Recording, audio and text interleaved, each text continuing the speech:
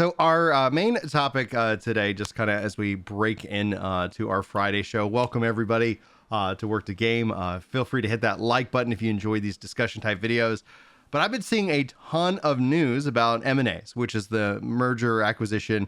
And obviously a lot of this is focusing in on Microsoft and the struggle or the process of acquiring Activision Blizzard, because that is something that's been going on. A lot of different news, a lot of speculation and theories about certain things trying to get blocked with that deal. And really what then it kind of focuses in on is that whether that goes through or doesn't go through, like that's going to be something to explore in detail, because I've definitely, like, whatever direction it goes, I definitely have thoughts on the impact that that's going to have on gaming.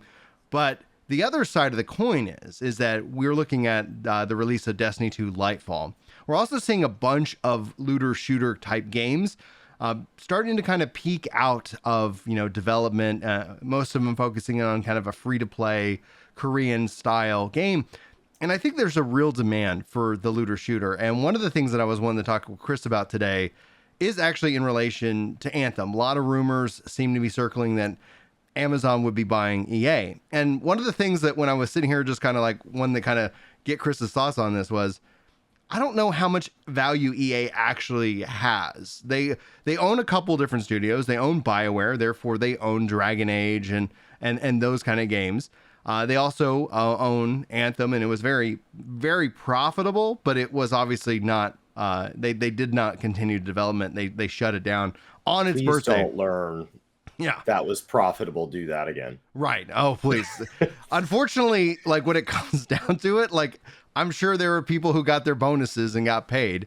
But when it comes down to it, and Patrick is actually hitting the nail on the head, EA does a lot of license-based properties. When you think of EA Sports, when you think of EA, like their Star Wars license, which they've technically lost exclusivity, I think a big reason why we've seen EA as such a powerhouse, and in terms of just presence, not in terms of like, oh, we love EA, but in their presence, was due to them locking down exclusivity to things like FIFA, which they've lost, to things like Madden. And so like they've been a bully in the industry for a long time. And so the thought that I want to kind of propose, and I want to let Chris kind of weigh in, is I don't think EA actually presents a lot of value. And if Amazon was to acquire them, it would be to do something specifically with what they actually do own, with, because they've been losing all these different licenses. And in my mind, when we start looking at Sony, when we start looking at Microsoft, games as a service, especially established ones like World of Warcraft, like Call of Duty and things of this nature, seem to be where, like, if you're going to spend money, that's where it's going to be. But I'd like Chris to kind of give a thought. Like, should Anthem be resurrected, or should Amazon try and step into the looter shooter space? Because what we've seen from their efforts with New World, it looks like it's a studio and a company that is an all in gaming, and I think that's something that is fascinating from that perspective. So what do you think, Chris? Like, merger acquisition, or should EA just be kind of set out the pasture because they haven't been having the best track record of late? From the way they monetize and handle communication and handle a cohesive message with New World, they should be in charge of Destiny. Yeah. But that Destiny's been passed around a little bit. So everybody's had a ride on that bicycle. So when you talk about acquisitions, it is important to know what a company is good at, right? Honda is an engine company with a lot of hobbies. Google is an advertising company with a lot of hobbies. There are companies out there that are good at one thing, and then everything else is just to funnel that one thing out to market, because nobody wants to buy raw engines at the level that they can sell cars and lawnmowers and all these other things. Nobody wants to buy advertisements from Google at the rate that Google can, because Google's built a search algorithm and YouTube and all of these things to help sell ads. Like they're an ad selling company. That's what they do. AdSense is the #1 ad provider in the world. And then they just built they built an audience. And like, it's something that we've seen Elon Musk do. He built a spaceship company to drive down the cost of spaceships. And he's like, oh crap, nobody wants this many space flights. Okay, let me go. Starlink was him spinning up an answer to his own supply demand problem. And so when you say that EA is a company that has been very, very good at landing licenses and distributing global audience games, they really don't do a good job managing their community sometimes. They don't do a good job managing their studios sometimes. They don't have like a hardware component like Sony or Xbox. Are they really a good, well-rounded gaming company? I would say, you know, much like Blizzard was bought because they were good at making content and bad at everything else. They needed help with the capital side of the business, and Activision came in and said, "Oh, we're real good at running it like a business." And so that's where that kind of marriage formed. I think if you're buying EA, you're asking, okay, they probably don't need to spin up. They probably don't like. They're Amazon's proven they can spin up studios. Yeah. They've proven that they can handle server space. They've proven that they can handle content schedules. They've proven that they know how to navigate all the different kind of ESRB and all of that crap, all the legal. Amazon's pretty good at the business side of things. They've proven they know how to shut down a game and how to get the egg off their face if they fail. So they don't really have any lessons to learn outside of growth. Right. So the two things they need is they need rapid growth. So buying entire studios that are complete, they have management structures all the way down to production staff is always valuable. And IP. It's always valuable. Yeah. Just complete things. But more importantly, New World has had to launch off of, as a name, the dumbest SEO possible. Oh, I know. It's like, I'm going to name my next game Banana. And it's like, do you not Google things at all to see, wow, it has 67 billion results already. Well, let's get started. Let's pick work that banana, that you're baby. competing against 5 results, you idiot. Yeah. New World is same thing with Anthem too. Google. Anthem from an SEO perspective, awful name. Morons. Yeah, dumb. Like, oh, did you mean the song? Did you want to reference these books? Do you want to talk about people cheering for something? It's like, what is wrong with you? Or you start getting into like really conspiracy stuff, like you like with Anthem. Oh, it's like World of Warcraft having WoW. You can't type WoW into a browser. Wow. It's like wow. Come on. Stupid. So, from a naming convention, they got to get better. And maybe you all know that. But more importantly, Amazon likes to acquire IP. And like that's true across all their businesses. Yes. When Amazon wanted to get into diapers, they bought diapers.com. And when diapers.com said they didn't want to sell, they put diapers.com in the ground and then said, now do you want to sell? Amazon got the rights to Lord of the Rings. Netflix and HBO had bigger bids, but Amazon landed the IP. As Amazon Game Services comes into gaming, they are behind the ball because they're the new guys. Yep. And yes, they got Rings of Power, and that's amazing they were able to land that IP. And before any of you criticize the way they've handled it or anything like that, I encourage you to look at that relationship and look at how they landed it and how much control the family still has. Before you start tossing blame, be sure you're tossing the right blame to the right people because it's a fascinating story. But when we look to IP in gaming, they came in and they said, okay, so when are all the gaming IP meetings so that we can go try to win some of these or that we can go flex our Amazon muscle a little? EA already has all those. Okay, well, when do their contracts expire? They don't. EA has locked a ton of this stuff down. And so if Amazon has an interest in these, that is a really interesting company for them to buy if they want to try launching a game on an existing IP. So I think it has a huge amount of value if this is real. Just because you're buying existing IP, it would be it would be the same if they landed the deal to make all Disney games moving forward. It would be the same if they bought Square Enix. If they were the ones buying Activision Blizzard. What they need is names that gamers recognize. There are a lot of gamers that go to make fun of New World or go to cheer for New World. And in a room full of gamers, there are other gamers that instead of agreeing with them or disagreeing with them go, what the hell is New World? Right. And that's a problem. It would be great if you could buy games. Like imagine if they bought Nintendo and Amazon made the next Zelda game. Like that would be a big win for them. I'm not talking about what do gamers want, what does Nintendo want. I'm just saying from Amazon's perspective, since they're the ones that would be offering, it absolutely makes sense to me that they would be trying to acquire IP and to acquire complete studios. Yeah. And that's where, when it comes down to Anthem in like specifically, like where I would be more interested in them acquiring something like EA would be something for BioWare. Now, whether they decided to save Anthem or not, I think it would be interesting to see how they would step into kind of a games as a service looter shooter or looter shooter MMO space, because everything kind of we're seeing out there, it feels like it's just like Destiny is still going to crush you under its weight, you know, and like Destiny literally has, like, regardless of like the fact that people are like talking about how its numbers are down, its player counts are down, and things like that. It's like, well, yeah, but that's the season. Like when you look at how, like, when Lightfall launches, it's the numbers are going to be massive because you kind of can't kick it. Like you get addicted. And the light grind's not fun for everybody. Oh yeah, it's, well, and the fact that like this so many times around, you know that starting on Lightfall, power level all gets normalized. Everybody's at the same level, so there's no real reason to grind it out before the expansion because that doesn't carry forward for you. So the when it comes down to it, like the question I keep bouncing around in my mind is that is Anthem a strong enough thing despite its frustration? I know it sold well. Screw Anthem. Yeah, Screw Anthem. like, it was a new IP better in to the make a first new one. place. It already Yeah. burned people. It has no things. What I want is, I think EA in their big vault owns, I believe they own like Maxis. I believe EA's bought a lot of crap over the years. And they just but sit on don't it. do anything, and they just sit on it. Yeah. So like when we talk about EA, people go to Google EA top games and they see the top 10 games and they're like, whatever. Yeah. EA, I'm pretty sure EA owns Maxis. Yeah. And so if you guys want to pull Sims. games out of the 90s, Yeah. that's where they went. Like EA bought a ton of those companies up, thought about it, and then went, whatever.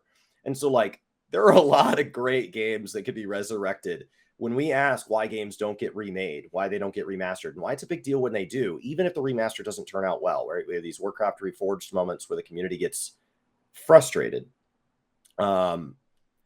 It's a lot of that's owned by EA. They own a very big chunk, or are owned by these companies that have just been around forever. When you talked about Microsoft was possibly good. You thought Microsoft should buy, I think of them as like an arcade Genesis era company, out of Japan. There's another one, and they own a ton of IP. And so like, that's why these things don't relaunch. That's why it's a big deal. That's why Final Fantasy 14 can't have references to all the other Final Fantasy games. Like you can't just play them inside because that stuff's all licensing. It's a nightmare. Yeah, and like It's one a of the things nightmare. that, like, just as a callback for anybody who loves the series, Breath of Fire, the first one, it was They have loads of collaboration. Well, it was collaboration between so many different studios that nobody can remake Breath of Fire 1. Everything has to go from 2 forward because everybody's like, well, you know, and that's where when you start to see things like GoldenEye also making its return. Who owns James Bond? Well, it turns out Amazon owns James Bond now. You know, they own the rights to that. So it'll be interesting to see. And so I actually agree. Like, I think it would be wild to say, because I think if Anthem had succeeded, EA's valuation would be much higher. But people are looking for, and especially in acquisition, is not just established IP, but it's some kind of relationship with the game. You know, we saw Bungie get acquired by Sony for $3.6 billion. Just like when you think about it, like a lot of tech, a lot of people, but that IP actually commands a lot of value. And they're also working on like new IP as well. So it's going to be interesting to see how that plays out. I think EA, because a lot of it is just licensed outside of the things they actually own, which would be, you know, like, yeah, Mass Effect. That would be something where I would say launch a looter shooter off of that franchise. You have, you know, Dragon Age, launch a games as a service game off that franchise. And then all of a sudden you could start to see like that established franchise and what Amazon is able to bring in terms of its like content communication cycle. The thing that out of all of it is that, is there any developers that are passionate about making Anthem? And I doubt that you're going to find that investment here in 2022. I would love to be wrong. I would absolutely love to be wrong, because there were some really cool, unique aspects of that game that it was like, oh, if they continue to refine it, they'd be great. But they've lost the guy who was in charge of remaking it. He went over to Dragon Age, and then he left the company completely altogether. So at its core in that relationship, I would think that if they were going to acquire EA, I doubt it's for EA Sports, because all that stuff is licensed. But it'd be interesting to see them have a new take on a football game, a soccer game, etc., because we continue to see that as this yearly like cost, as opposed to like something where you start to see the free to play model and the seasonal model might actually like bring in some kind of life and some rejuvenation into the genre itself. But I would like to, like, the whole point of asking you this question was really like seeing how they've handled New World, and I think they've done a really good job, and they still got their work cut out for them. But the devs just released their update, and we can cover this like with you on Monday. But like they're happy, they're passionate, they're really like all in on gaming. And I was like, with all these other looter shooters that I've kind of tested around, it's like, ooh, like this, it's not there. Like it's definitely feels lacking. And I'm like, I would love to see somebody have a new take on, or like a really deep, push into that specific genre, because it's something that I have always enjoyed. And Anthem seems to be an interesting IP that has name recognition, not necessarily good, but like in terms of publicity, it would definitely have people check it. Like, it's like, oh, can they do that? Like asking the question. And I think that would be something interesting to see. And I'd like to see them do their take on it, but we don't know what else we know they're working on some more MMOs. And that's just something that has been very curious to me as to why. But they're doing good stuff. Who currently owns Borderlands? Well, interestingly enough, Embracer Group. Okay. Yeah. So they bought Gearbox. Right. So, and Embracer Group bought all the studios from Square Enix. Like there's, but we're talking about a company sitting on IP. That's Embracer, man. Like they've been just buying up IP, and they're not necessarily doing anything with a lot of it. They plan on licensing it to other people? What's the plan? I don't understand. I mean, Xbox owns ZeniMax, so they have ESO, and they're in the process of trying to acquire Blizzard. And so we'd see World of Warcraft and World of Warcraft Classic. So they'd have 3. Yeah. Final Fantasy has Final Fantasy 14 and Final Fantasy 11, and Yoshibia said he's interested in making his own ground-up MMO. And so we could see them own 3. And Dragon Quest 10. ArenaNet owns Guild Wars 2 and Guild Wars 1, and has a Unreal Engine 5 new one coming that is IP. There is the Division MMO being built by somebody. Ubisoft. And it's massive. Ubisoft massive, but yeah. And so like it feels like owning more than one MMO is becoming par for the course. And so I think that helps with that seasonal aspect. While there are players that stay at MMOs all the time and come and go at MMOs all the time, the bulk of MMO players, the big massive wave, comes in at the launch, consumes the vast majority over 7, 10, 90 days, and then they're gone for anywhere from 6 months to 2 years while they wait for enough content to build back up on that they can come back through and consume again.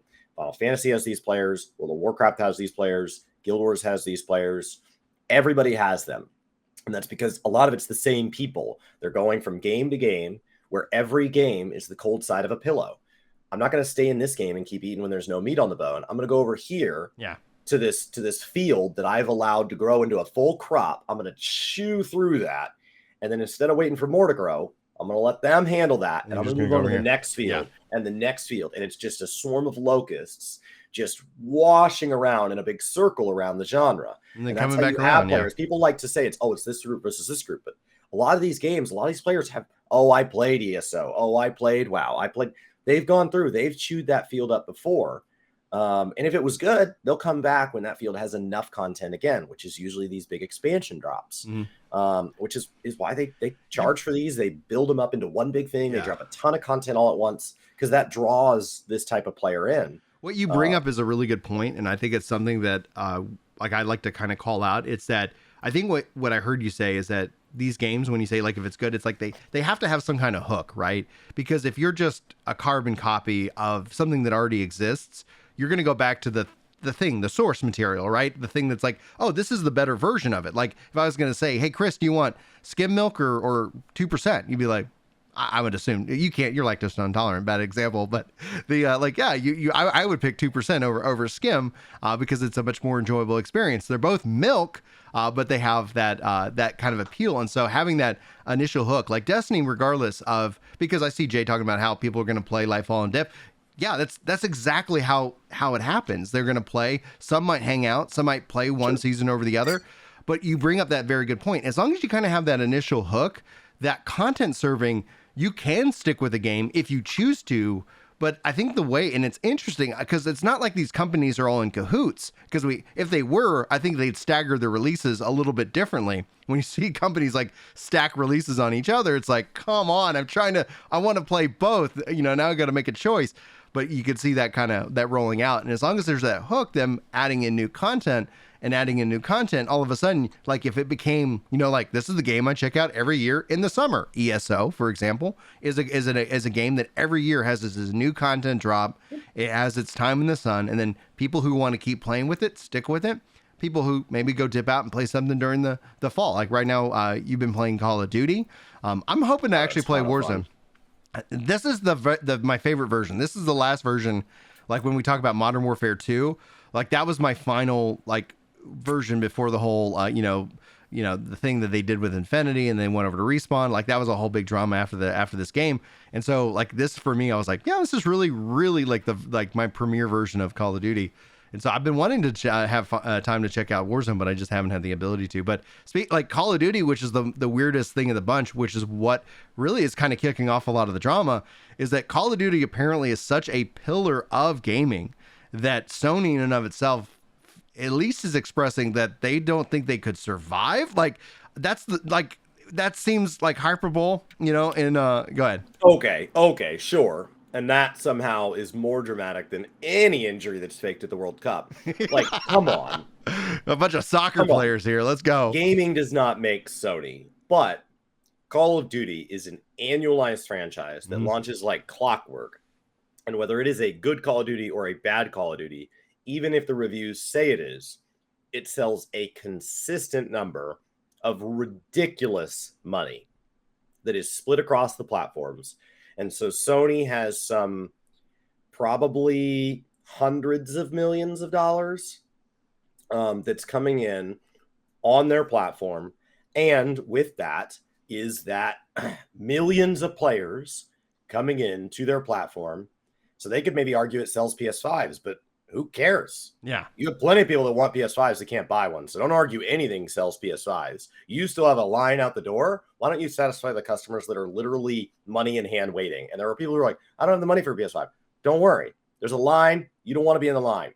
Like I actually saw a PS5 out in the wild just this last week. And I was like, oh, I see one. And then I was like, I don't have the money. So I was like, somehow I bypassed the line, found a PS5, and I was like, well, all right, well, time to start saving up. So yeah, we'll get there. So I don't know. It's fine. It's fine. Call of Duty is one of the most successful, pervasive games in its genre and just in general. It's like FIFA. It is just a massive, massive game. And so if Microsoft could buy FIFA and Call of Duty in one fell swoop, they would be buying up an enormous chunk. But Microsoft's defense is all of the public statements and public actions they have taken on previous studios that say, if we say something's going to stay cross-platform, it will. Microsoft owns Sony exclusive games. As a matter of fact, these games had such a struggle having their core games out on time, Halo Infinite on the Xbox side, a whole list of games on the PS5 side, that you end up with, like, there was one point where I saw somebody saying, is Xbox going to release more games on the PS5 than Sony in the first year? There was a real point where we had to ask that question. And the fact that we even had to ask it tells me that any reasonable court is going to say, Xbox, what are you doing with this? And they're going, oh, we just want to own the software. If people want to play it on somebody else's hardware, we're fine with that. Sony, they're lying. Here is our entire backlog of not freaking lying. I think the only the counterpoint to that, because I agree with you, is that what happens when Phil Spencer steps down, when there's a change in leadership, you end up getting a new guy in there that's like, all right, we're going to lock it all down now. Like, hey, okay, we've been all buddy, etc. I don't see that personally happening, because I don't see that as the future of gaming. I see that as the past of gaming. But at its core, I think essentially what it's the same kind of thing. Like when I talk to new guys, it's like a bro agreement, like in any kind of business, only holds up until until the guy who made it is gone, and then all of a sudden someone's just going to come in and say, "Well, I'm looking at the contract here, and this is how I'm going to execute it." So I can understand regulators have their job, though. That's why Facebook got in all that trouble when they started making Snapchat and stuff, like when they started making all their apps the same, because they said they would offer different products for different customers. And then when they didn't, they started getting in trouble. So like there are regulatory things for that. So if it went to court, the good thing about that is that would be documented, and then Sony could take it back to court and say, no, okay, we lost this decision based on the assumption that the following things would be true, and they aren't anymore. And then there are things inside the United States where we have seen companies have to sell off. They'd say, okay, Xbox, you lost the right. You got to sell off. You got to sell off Activision Blizzard now. And then Sony would go, okay, now we want to buy it. And I'm sure they'd be like, no. And then Embracer Group would get even more. Yeah. And then Embracer Group wins because they're secretly just like grabbing every little morsel within gaming. Because the thing is, Sony's calling out about this. But if you like, Sony's done this. Sony's done this time and time again, where they've locked things away from Xbox fans. Sony fans are like, yeah, but that's good because Sony's good. Like their fear is that Xbox is going to treat Call of Duty the way they would treat Call of Duty. And I know that because Call of Duties in the past have already had exclusive things on PlayStation. Yeah. Yeah. I think if this deal doesn't end up going through though, let's say like Sony does block it, I think then all of a sudden you actually see a different Microsoft that's like, listen, we're all about non-exclusivity. We're not locking down content within these games. I think you end up seeing a different kind of side of them. It's interesting because they also have a business relationship. Sony is using Microsoft's Azure cloud. So it's like there's all these different divisions and interpersonal relationships, but it will be interesting to see like if this deal is blocked successfully by Sony, what that does industry-wide, because then bringing this all back around as we wrap up the show and send you back into World of Warcraft over on Twitch is like, if they don't get it, do you think Amazon steps up and picks them up? You know, like I see a lot of people on the Sony side rooting against Microsoft acquiring them, but I bet you end up seeing like Amazon being like, all right, we'll take it. You're like, okay, like we'll take all that IP. They've got the things that we're actively investing in. And I don't see how that doesn't shake itself out in a way that where you're like, a lot of people are like, oh, this is bad. It's like, could be worse, you know, especially like for people who are very anti Amazon Game Studios right now. Anyway, Chris, give a final thought before we wrap up today's show.